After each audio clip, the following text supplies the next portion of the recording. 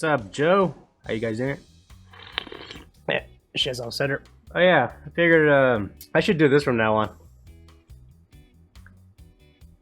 I figured like I'm always making stupid fucking thumbnail pics, and then like I'm adding some image usually on this side of like the my thumbnail, so it just makes sense. Why don't I just add it now, right? Take a screenshot. There, done. Fuck it, be quicker. All right, one more sip. Anyways, make a quick response to a fucking commenter that you see on the underneath just about every video of mine, and he goes by Jeremy, aka the fucking fucker. Jeremy Willis. Nah, he's a cool guy, and definitely enjoy your comments, buddy, and appreciate you being in contact, and appreciate you maintaining a discussion with me. And that's mainly, I guess, like I'm always saying, that's mainly my goal with this channel is to maintain a communication with you guys. So, any questions, or if you guys are need help with editing or anything like that, please just leave me a comment. I'll get back to you, when I can.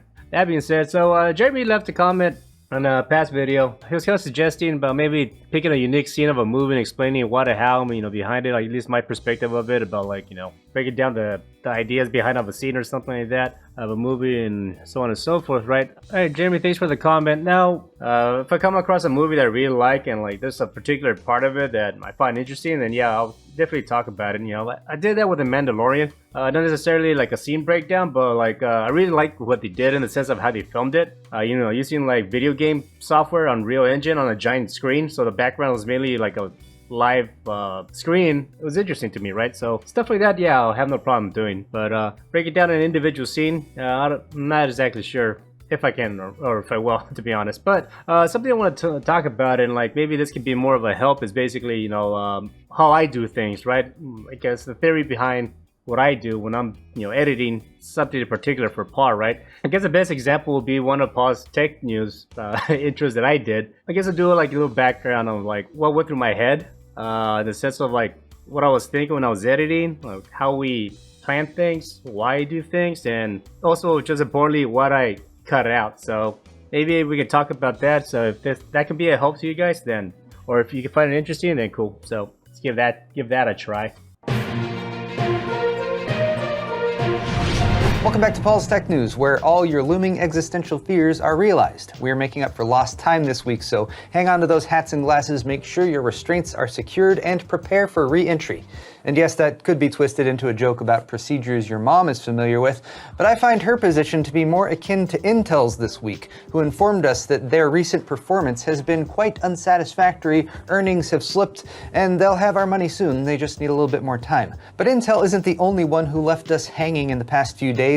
AMD pulled another fast one with their Ryzen 7000 X3D listings, Samsung appears to have an SSD problem on their hands, and crypto miners are continuing to screw over PC gamers even though GPU mining is dead. So strap one of these onto your face to muffle the screams, assume the position, and get ready for some tech news. Alright, so 55-second intro for Paul's Tech News, right? So I guess I'm gonna go into like a little quick breakdown of what just happened there, right? Now, for the most part, with Paul's like tech news, like it's my personal favorite things to hit it with Paul, because like I can basically do whatever I want, right? It's fun, right? I have like more creativity. I guess like talking to my chat about me and Paul, our relationship when it comes to work, I think part of like the thing that makes our dynamics between each other work is that Paul is definitely more of a pun creator, dad joke kind of a guy, tries his best not to like offend anyone, stuff like that, and like friendly guy, right? Because yeah, that's who he is. He's epic chill, right? And then I come along and I'm just like making jokes about dick sizes or something stupid, I don't know, but just making like vulgar crap, because I grew up with watching like fucked up black comedy, dark comedy and shit like that, just vulgarities, right? So there is a fine balance where like I have to like know where to cut myself off, and I'm gonna explain to you, where I did it in this video, making jokes, and also like how I basically take what Paul says and I turn it around. Now for the most part, with Paul's Tech News, I never, I don't know ahead of time what I'm gonna do, really. A lot of the shit that I do when I'm editing Paul's videos is more on the spot, so I do like the rough edit, and then once everything is edited, meaning I cut out all the fuck ups and any mistakes that needs to be removed, then like I focus on the creative part. And as the video progresses, whatever I come up with at that spot, I go with it, right? I don't waste any time to like ask Paul if that's a good idea, this and that. I definitely use my best judgment. Part of the reason that when I finish editing, I give the project file to Paul, then he goes over it and he does like the final, walkthrough of the video. So if there's something that he does not like, he'll remove it. If there's something that he wants to change for whatever reason, he can. Or if there's something that I missed completely that he wanted to add, then he'll add it, right? So for the most part, when it comes to like tech news or overall his projects, I never watch his videos after he uploads it. I used to do that just kind of like to have an idea of like where he wants to go with his videos, so I can like morph myself more towards his style. But oh man, I got to a point where like I stopped doing that because I felt like I got to a point where like I'll edit a video and be like, oh, I don't know if I should waste time on this because Paul might remove it or this and that, or I don't know if Paul's gonna like that. So I'm like, you know what, fuck it. I just stopped watching his videos altogether after he uploads it. I'm just focused on my shit. So whatever he removes or adds or whatever, I just don't care. It's on him, right? So I've been doing that for like the past few years and I guess it's been working fine. So so yeah, if you ever wondered if I watch the shit, honestly no. After he uploads it, I don't care. You do whatever the fuck he wants. I already did my job, right? Fuck. Alright, so let's go back to this shit and like I'll give you a breakdown of what happened. So for the most part, because it's the intro, we want to get people's attention. Alright, so this that intro is already 3 seconds. When he wanted to have an updated intro for his tech channel, I did make one, but it was too long. It was like close to like maybe 20 seconds or something like that. It's just like a stupid montage of people talking or whatever. It was like a parody, right? But he felt like it was too long and like he wanted to shorten it down as much as possible. So I found another intro template which you just saw, and then like it was just only 3 seconds. That was longer than that actually. I made it even shorter. So yeah, I just wanted something quick and to the point. So yeah, because fucking YouTube audiences, they don't know what sitting down and watching something for 3 seconds too much is, and yeah, they'll click away quick. So you want to get people's attention quick, right? So that's one thing. And another thing is like for the most part, when Paul writes his scripts for tech news, he usually adds most of his jokes in the beginning of the video, right? It's not necessarily something that we discuss, but it's almost like that male silent language that we have, I'm talking about. So he adds a bunch of like his jokes in the beginning of the video, then I add the most of my edits I can on top of that to go along with his jokes, right, or his commentary, mainly just to give the people's viewers in the beginning the first 30 seconds of the video. So there's something to keep in mind when you're doing a video. What was it, Austin Evans? Most of his videos are like, this is a fucking he does that shit. So you try to grab people's attention to begin with. So that's something you want to do with your videos, is grab people's attention, right? All right, let's play this shit. Welcome back to Paul's Tech News, where all your looming existential fears are realized. We're making up for lost time this week. The first thing you gotta notice is like I use a lot of punch-ins, right? And like that's something that does keep a lot and people engaged, is like the punch in, punch out, punch in, punch out. Another thing that I do with those punch-ins is that it does help me transition to another topic, or it also helps me, add like another image in between sentences. So in other words, rather than just having an image pop here, I can be like talking to you. There'll be a quick punch in, be like, hey, what's up? This is me zoomed in. Then when it zooms out, there's already an image here, right? And I do that on purpose. It's kind of like almost to like help it flow more, right? So that's something I do a lot. I punch in, depending on what I'm saying, and then I punch out, and I already have an image here. It just helps to cut in like that, like those images a lot quicker. I tend to do that, with his edits. It helps. Fears are realized. We're making up for lost time this week, so hang on to those hats and glasses. Make sure your restraints are secured and prepare for re-entry.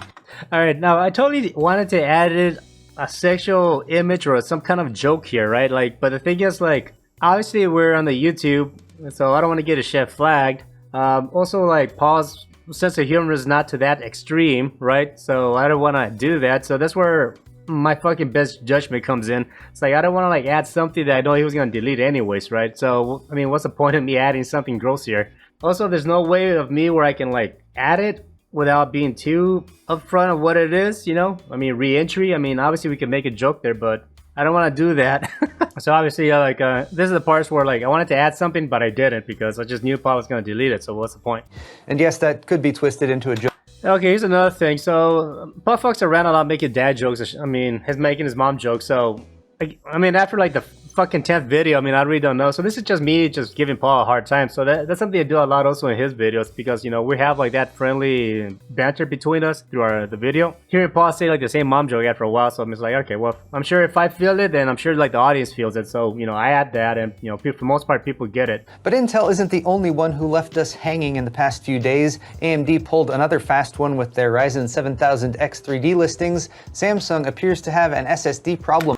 Alright, so this one, like, when Paul says, like, you know, Samsung has an SSD problem, I mean, I don't know, at least in my stupid sick head, I just thought I heard an STD problem, so that's pretty much the reason I added this. And I think for the most part, people got it, you know? And that's the thing, like, when you edit videos, it's like, there's like this weird balance that you have to, like, assume and accept that the audience is smart enough to understand what you're trying to get at, right? But at the same time, you gotta accept and know that there's a lot of people that are not gonna understand your joke, right? I don't know, it's one of those things where, like, I think for the most part people got it, the jokes, and there's people that don't. And like, there's definitely been times where like people, they totally missed out on a joke that I added, and like they'll fucking complain and be like, that was stupid, this made no sense, I hope somebody got fired, yada yada. You know, something dumb shit like that. I've read comments like that before, and then like, you know, people be like, yeah, you're not fun, you're dumb, or something like that. So there's like a internet ecosystem that kind of balances itself out. So, you know, it's kind of cool, right? But for the most part, like when you add a joke, I mean, if you get it, if you think it's funny, then be confident with it, be comfortable and add it. You know, I think for the most part, most people will get it. Unless, like, you know, you're someone that's completely weird, I mean, worse than me, and then, like, your jokes make no sense to other people, then, yeah, you might have a problem, right? But I think for the most part, people kind of do get the humor that me and Paul add to the videos, right? On their hands, and crypto miners are continuing to screw over PC gamers even though GPU mining is dead. So strap one of these onto your face to muffle the screams, assume the position, and get ready for some tech news. Alright, so there's a lot that happened there, right? And after like the Samsung, so there was like almost like an onslaught of fucking like images that I smashed together, right? Now, for the most part, when I add images and stuff like that, I mean, it's obvious that they're very corny, right? It's just like, I do a quick mask, I just do a cut and paste, something simple, you know. It's just, for the most part, especially for Paul's Tech News, this really is no point to spend too much time to make a perfect mask of someone's face and put it in someone else's face, right? I used to do that, but mainly for time reasons, I cannot do that with these videos, right? Because like I need to get these done, so part of it looking corny, I think like it, in a way, it almost softens the joke. Since the image quality is bad, somehow people don't take the joke as serious, I feel. You know, if I put too much time in making like an actual legit image of someone being harmed, then obviously that's kind of gross, because, you know, for me to take the time to make something look as realistic as possible, there's almost like something about that makes it uneasy, because, you know, you're taking yourself too serious. For people that watch Pulp Fiction, which I think a good chunk of people have, you know, which is another reason why I use this image, because it's an image that most people know, or it has been like parodied many times, right? This scene in Pulp Fiction, right? Adding this image with like the shitty cutout is definitely done on purpose, because something about it just makes it corny, and like it makes like the joke not taken serious, considering like if you watch the movie, you know what happens, right? And then like, you know, towards the end of like this intro, The screams, assume the position. You know, assume the position. Again, since I already started with like a Pulp Fiction reference with that mask, I end with this. I say, no man, I'm sure people know that situation with this scene where like Marcellus Wallace, he got raped and Bruce Willis, you know, saved him.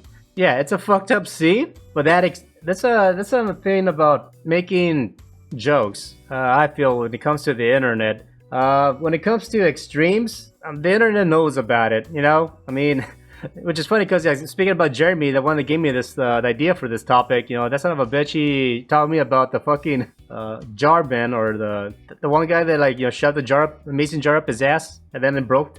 Fuck.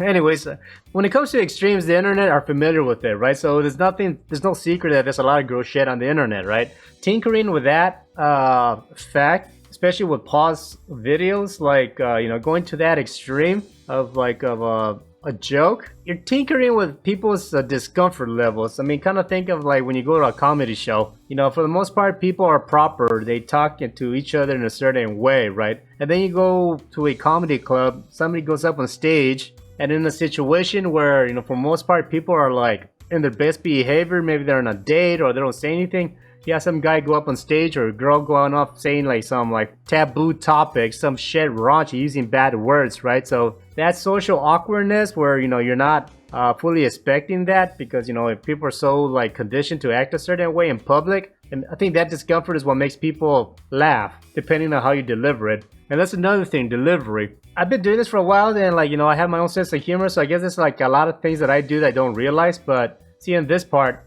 Samsung appears to have an SSD problem on their hands, and crypto miners are continuing to screw over PC gamers even though GPU mining is dead. So strap one of these onto your face to muffle the screams, assume the position, and get ready for some tech news. Alright, so as you can see, there was like a lot going on there, right? Like, I did like the Samsung joke, you know, the image, you know, then I went to like pause, like, doing this meme of like, you know, GPU is dead, and Paul's like pretty happy about it because, you know, people know that Paul doesn't like GPU mining. I went to like the Pulp Fiction like reference, so it's like boom, boom, boom, boom, boom. It's almost like this like flow that you kind of have to go with when it comes to like making this content, right? And like Paul's tech news. It's almost like a weird setup. So, you know, Paul talks about a sexual joke, obviously an SSD. Well, I don't think that was his intention. He just said like Samsung has an SSD problem, and I took it to the extreme of saying an STD problem, right? So I added this image, and people got it. Then like Paul from there, like he goes into talking about like GPU mining, so they're screwing people over. Again, there's like a screwing people over. There's like a innuendo there, and then like, you know, GPU mining is dead.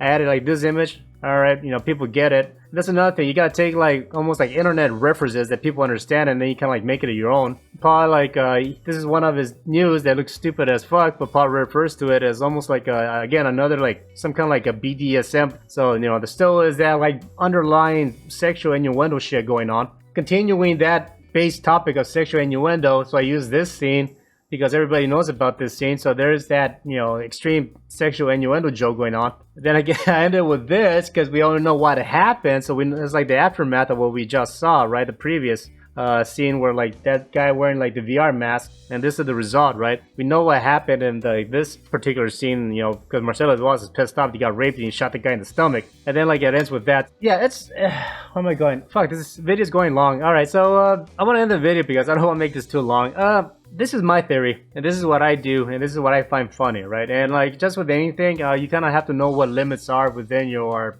boundaries, right? So for me, working with Paul, there's certain things that he does not feel comfortable joking about, mainly because his own personal boundaries, his jokes, or how he is, right? That he doesn't want. Also, there's that boundary of like YouTube, right? Like he has to like have a certain like standard, so the sponsors are comfortable enough to ads into his videos, right? Same thing with YouTube. There's guidelines, there's boundaries that you have to like tinker with. And then like you know, then there's the social boundaries of things, right? There's like a thing where it's like you kind of have to learn to like tinker around that borderline, right? And like it just showed you a lot of like Paul's like intro. There was like a lot of like sexual innuendo jokes that we added and that we played with. And I already told you in the beginning where he talked about like, oh, sit down and strap on. I could have added something there, and I didn't, and I wanted to because I feel like that is crossing that line. Because like, I don't know, it's just like I couldn't really think of anything to make it funny at the moment. But towards the end,